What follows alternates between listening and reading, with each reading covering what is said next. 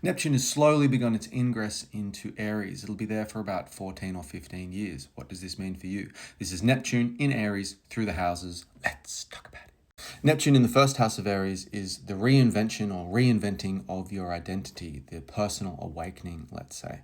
There might be a dissolving of boundaries between your tangible body and your more esoteric, conceptual, abstract, intuitive side. If you are an agnostic or an atheist, this might be questioned. And this can be very confusing when you're going through this process of basically reevaluating who you really are. Neptune in the second house of Aries can be idealistic with money, and it can use money to escape its problems.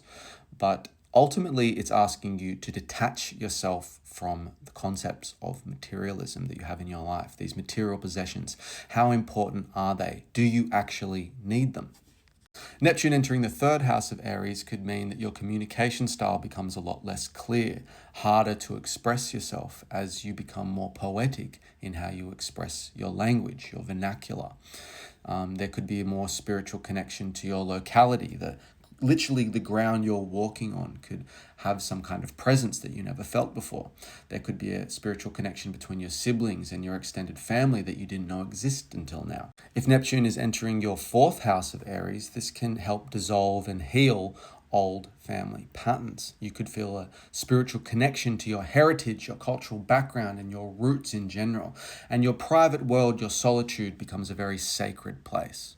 If Neptune is entering your fifth house of Aries, this can be the idealization of your own internal muse, expressing yourself creatively, idealizing romantic partners potentially. It's fantastic for basically your creative outlets, so indulge accordingly.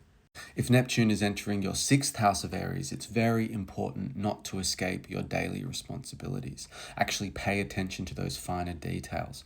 You may find yourself moving from an exercise regime to a spiritual regime or a creative regime, going from lifting weights to practicing yoga. But again, do not escape the health. The health here is really important. You might want to retreat to taking a lot of meds and pharmaceuticals, or substance abuse is really highlighted here, so be careful of that. Also, your relationship with your workflow. Do not avoid your day-to-day workflow and your relationships with your work colleagues. More than anything, Neptune in Aries is asking us to step away from the we are one Piscean collective just for a while and drill down into your own unique niche. Now, that's very important to understand generally with Neptune in Aries. It's less global, more local, asking you to be I am, who am I kind of energy, and basically forming a relationship with some kind of spiritual side of you that you may not have realized actually existed, and it's time to action that energetic. I'm going to keep these pretty short and sweet, so if I didn't cover your house, I'll cover that in the next video. Hope that helps. Okay, bye.